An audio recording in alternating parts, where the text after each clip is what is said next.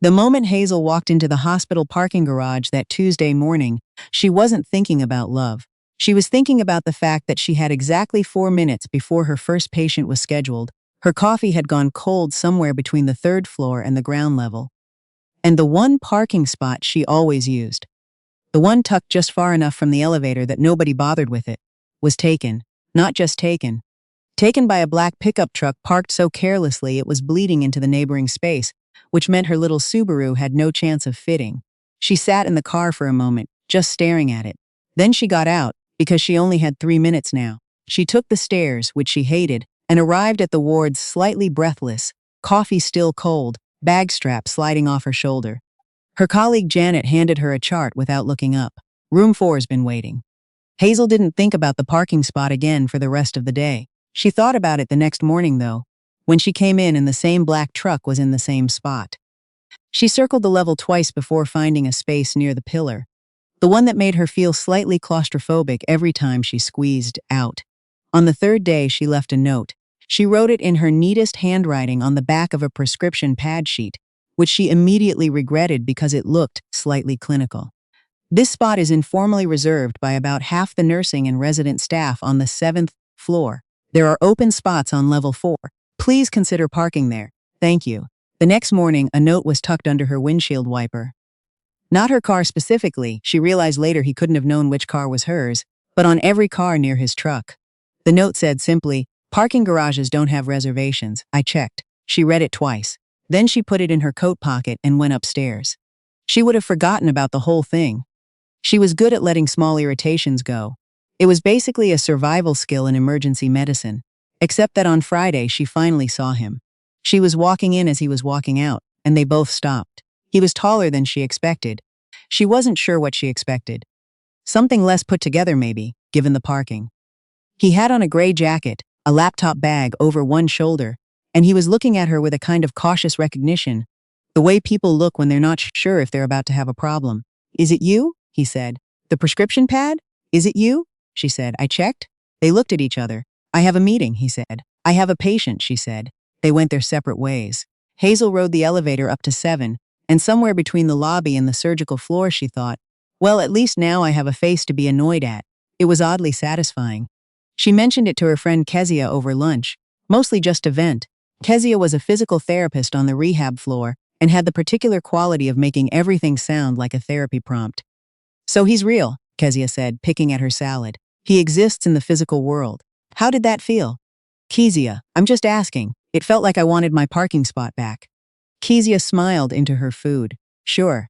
Hazel was 31 years old, which was not old by any reasonable measure, but felt occasionally significant when her mother called. Her mother, Beverly.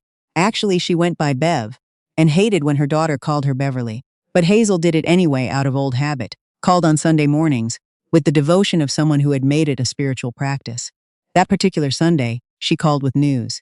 "I want to set you up with someone," Bev said without preamble. This was her style. Hazel was standing in her kitchen making oatmeal. She turned the heat down slightly. "Mom, I know. Hear me out. I'm hearing you out. I've been hearing you out for the last 3 Sundays. This is different. He's a friend of your Uncle Wendell's. Owns his own company, very stable, very kind. Wendell says he has a good heart. Uncle Wendell also said the cruise to the Bahamas was very stable and very kind, and we both know how that went. That was one time."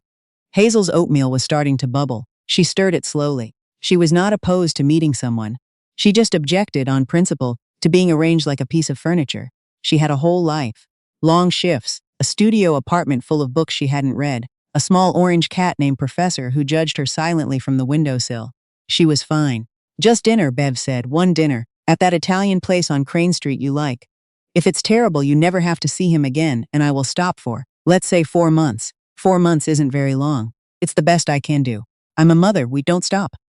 Hazel sighed the kind of sigh that meant yes. She spent no particular time getting ready for the dinner. She wore a green dress she already owned and her good boots. And she took the bus because parking near Crane Street was always a disaster.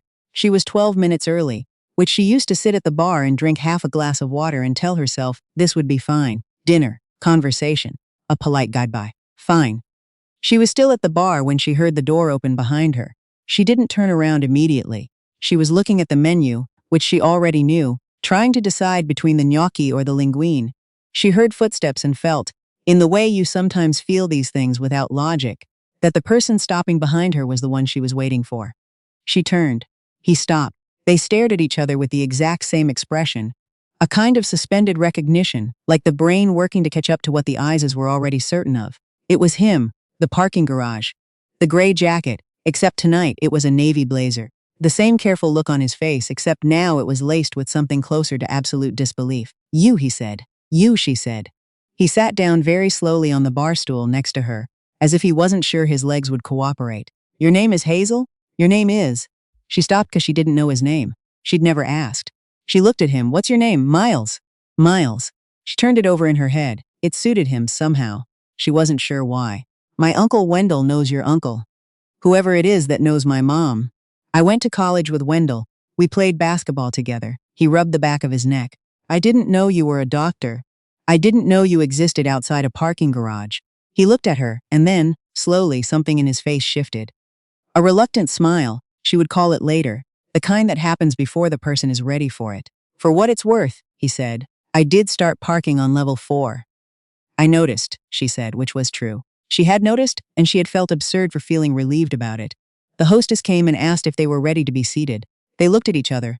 I guess we are, Miles said. They ordered. She got the gnocchi, he got the linguine, and they talked for 3 hours. She learned that he ran a project management consulting firm he'd built from 12 people to 60-something. That he grew up in Cincinnati, that he had lost his father 2 years ago, and was still, quietly, working out what that meant for him. She told him about emergency medicine, about the way time moves differently in an ER, about the fact that she'd wanted to be a doctor since she was 8 years old and had never once, not for a single serious moment, wanted to be anything else. That must be a nice feeling, he said. To be that certain. What about you? Did you always want to do what you do? He thought about it. I wanted to play basketball, he smiled. I'm 6'1", which sounds tall until you're standing next to people who actually play basketball. She laughed, a real one, the kind that surprised her. He looked pleased about it in a way he was trying not to show. She told Kezia about it on Monday in the break room, in fragments between patients. Kezia listened with growing satisfaction. 3 hours, Kezia said. We talked a lot. I didn't say that. Hazel. Hazel looked at the ceiling. He's easy to talk to. That's different. It's not that different. She saw Miles again the following weekend. Not planned, exactly. She'd texted to thank him for dinner. He'd texted back, and somehow by Wednesday they had made plans without either of them formally asking. They went to the farmer's market near her apartment, which she went to every week, and where she knew the woman who sold the honey and the old man who always had the good bread. Miles followed along without making it weird, which she appreciated. Some people got awkward in other people's routines. He didn't. He bought the bread without being prompted. She found that meaningful in a way she couldn't quite articulate. Things move the way they sometimes do when you're already yourself with someone. Not slowly, not recklessly, but with the kind of steady accumulation that you only notice when you stop to look back. By October, they were having dinner together twice a week. By November, he had a key, because she'd been on overnight shifts 3 days in a row. And he'd come to feed Professor and stayed to cook something. And she'd come home to a warm apartment and a man reading on her couch and thought, with a clarity that startled her, this is not something I want to walk away from. He met her mother in December, which was Bev's idea, because of course it was. They drove out to her parents' house in Maplewood for her dad Gerald's birthday. Gerald was a man of few words and strong opinions, and he spent the first hour testing Miles with quiet questions about things that mattered to him. Integrity, whether you said what you meant, whether you kept promises. Miles answered everything directly. Gerald refilled his coffee cup at the end of dinner, which Hazel had learned long ago was the highest form of approval available. After dessert, when Miles was in the kitchen, helping Bev clean up without being asked, Gerald leaned over to Hazel and said quietly, "He's a good one." Hazel looked toward the kitchen. She could hear Miles laughing at something Bev had said. "I know, Dad. Your mother's going to take credit for this forever." "I know that too." Gerald nodded, satisfied. He picked up his coffee, but it wasn't without hard parts. That would be too simple, and real things aren't simple. Miles had a business partner named Aaron, who had been with the firm since the beginning, and by January it became clear that Aaron wanted to take the company in a direction Miles didn't agree with. Faster growth, outside investors, sacrificing the culture they'd spent years building for the sake of scaling quickly. The disagreement started small and then got large. Miles started coming to dinner distracted, wound tight in a way she recognized but couldn't quite reach. She gave him space at first because she believed in space. But one night he came over and sat down and didn't say much, and she put down what she was doing and sat across from him and said, "Talk to me." He looked at her. "It might get bad at work, like restructuring bad. I might have to make a decision that costs me the partnership. Tell me what you'd choose if money wasn't the factor." He didn't hesitate. "I'd keep the culture. That's the whole thing. Without that, it's just another consulting firm." "Then you know what to choose." "It's not that simple." "I didn't say it was simple. I said you already know." He was quiet for a long moment. Then he said, "I don't know how you do that." "Do what?" "Make things clear." She thought about saying something wry, something to deflect, because that was her habit with things that moved her. Instead, she just said, "I learned it from emergency medicine. You don't get to hesitate when something matters." He made the decision. He and Aaron dissolved the partnership. It was hard. It took lawyers and long conversations and weeks where Miles looked exhausted in a way that wasn't just physical. But by March, the firm was his alone, and though it was smaller and uncertain, it was intact. He seemed to breathe differently after. She noticed.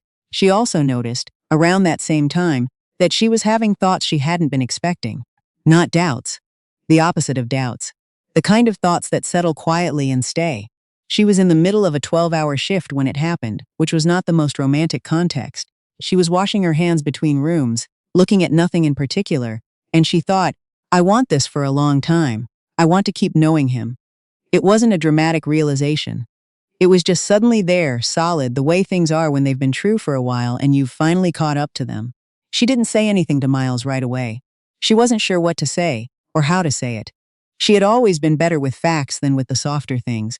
What she didn't know, what she couldn't have known, because he was private about it, in the way men sometimes are about things that make them feel too open, was that Miles had been carrying something for several weeks. She found out because of Kezia, actually. Kezia had run into Miles near the hospital coffee cart one morning. Because Miles had gotten into the habit of stopping there when he had an early meeting nearby, and sometimes brought Hazel coffee when he knew she was on shift. They'd become genuinely fond of each other, Kezia and Miles, which Hazel considered both convenient and mildly suspicious. Kezia texted her, "I'm going to tell you something, and you're going to pretend you found out some other way." Hazel was between patients. She read it twice. "Tell me. He asked me what your favorite flowers were. That's all I'm saying." Hazel put her phone in her pocket and finished her shift. It happened on a Sunday, which felt appropriate because Sundays were their day, in the loose way that some days become yours when you stop negotiating about them and they just settle. They went to the farmer's market. She bought the honey. He bought the bread. They walked along the water, which was cold and gray in the way early spring is cold and gray, and she was telling him something about a patient she'd been thinking about. Not the details, never the details, but the feeling of it, the particular weight of certain cases, when he stopped walking. She stopped too. He was looking at her in a way she recognized from very early on, the suspended look, the catching up look, except this time there was nothing uncertain in it. He reached into his jacket pocket.